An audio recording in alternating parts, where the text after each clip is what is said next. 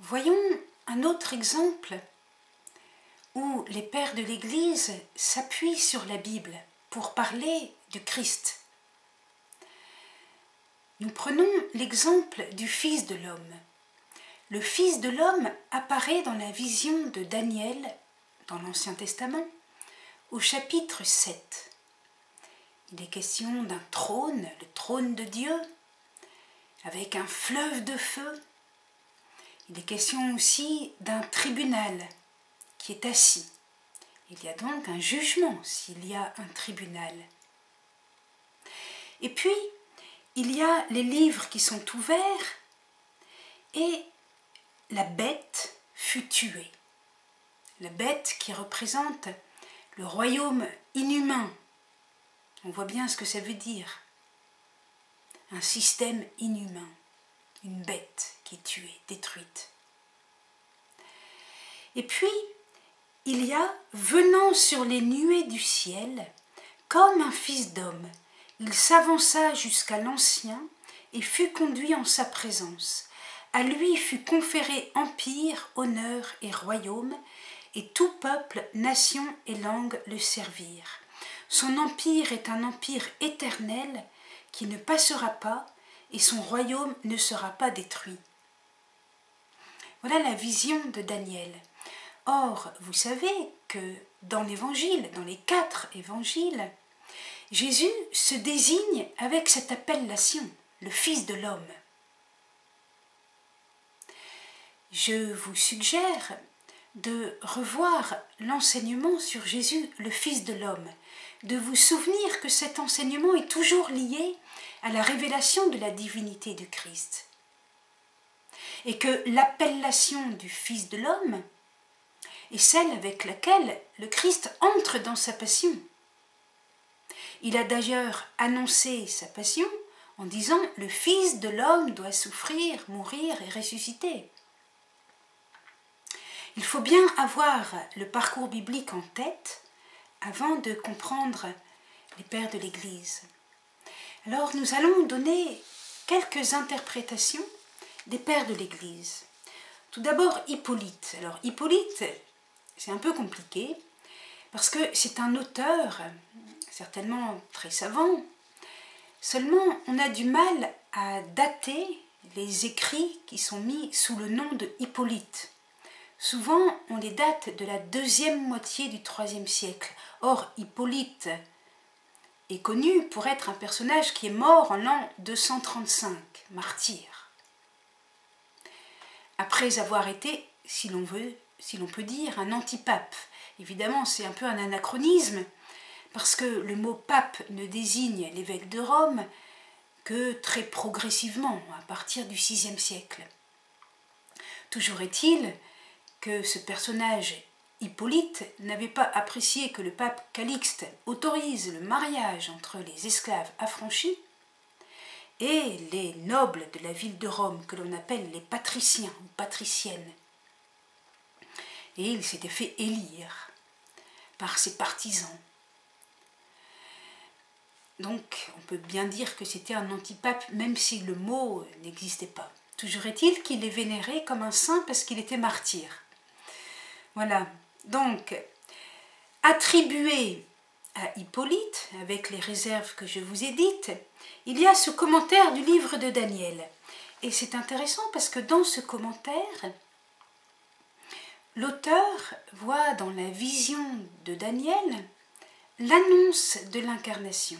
Oh non, il ne dit pas que le prophète Daniel a vu Jésus-Christ, Verbe incarné, non. Mais il dit que c'était une figure comme un homme parfait annonce. Alors je vais lire le passage. Le Verbe de Dieu était en effet annoncé d'emblée comme homme, dans la forme d'un homme, destiné à paraître un jour dans le monde en homme incarné, mais qui n'était pas encore un parfait fils d'homme. Voilà, avec des nuances.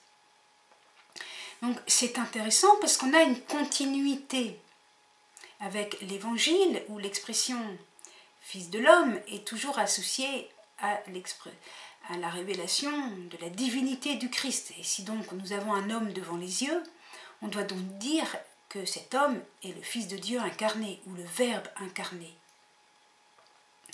Seulement, Hippolyte nous fait perdre un petit peu la dimension collective du titre Fils de l'homme dans le livre de Daniel, où le mot désignait tout de même un royaume, en opposition à la bête qui désignait aussi un royaume inhumain. Voyons maintenant Justin. Alors Justin, il a un opposant, si vous voulez, qui le taquine, qui le provoque. Cet opposant s'appelle Tryphon, il est juif, et il lui dit « Oh, mais c'est pas possible que Jésus soit le Fils de l'homme, parce qu'on voit dans le prophète Daniel que le Fils de l'homme est glorieux. Il reçoit la souveraineté éternelle. Or, Jésus n'est pas glorieux, il est mort sur une croix. » Alors Justin répond très simplement. Comme il parle à un juif, il va lui parler des prophéties. Il va lui dire, mais Tryphon, il y a deux sortes de prophéties. Des prophéties qui annoncent la souffrance de Jésus le Rédempteur, par exemple Isaïe chapitre 53, ou encore Zacharie chapitre 12, un Messie souffrant.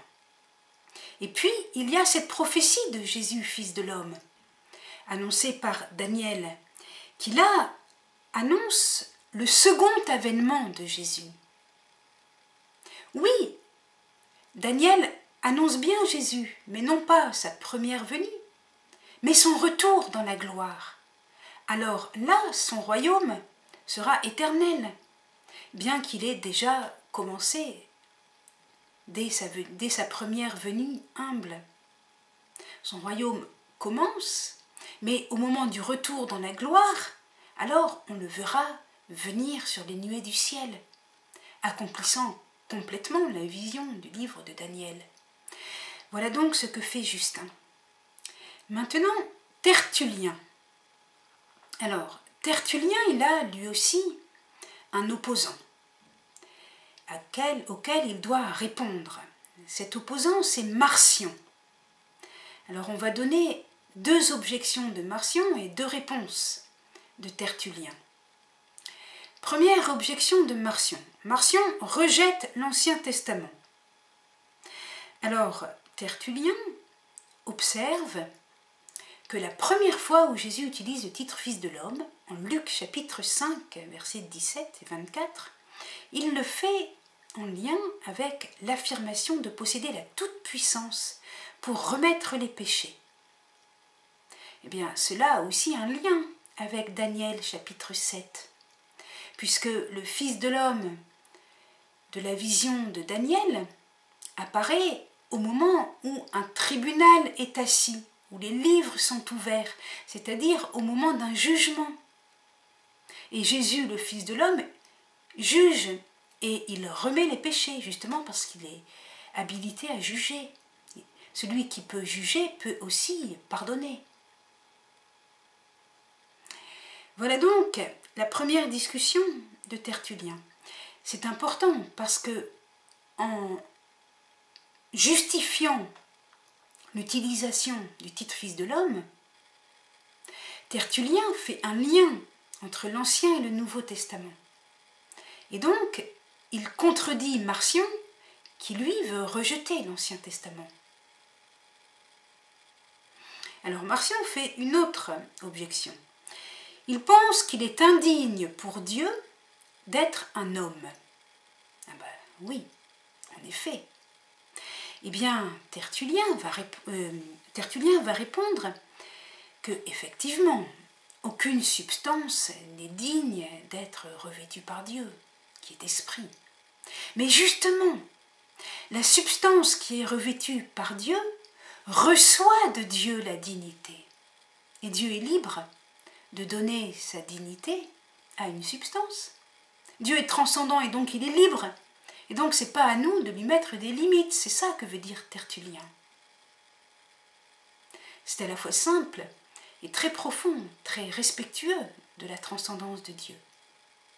Alors qu'au contraire, Marcion, qui se prétend respectueux de la grandeur de Dieu, ne fait que l'enfermer dans sa petite logique humaine. Et alors Tertullien continue en disant « Regarde, Marcion, la substance, la chair que Dieu revêt est celle qui vient de la Vierge Marie.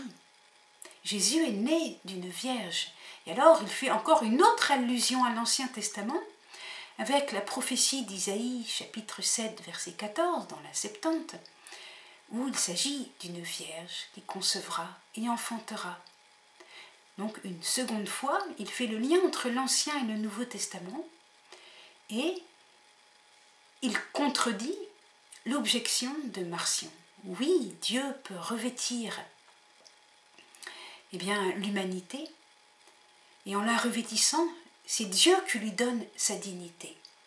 Et en même temps, ce n'est pas une humanité basse et quelconque, mais c'est une humanité reçue de la Vierge Marie, de la Sainte Vierge Marie.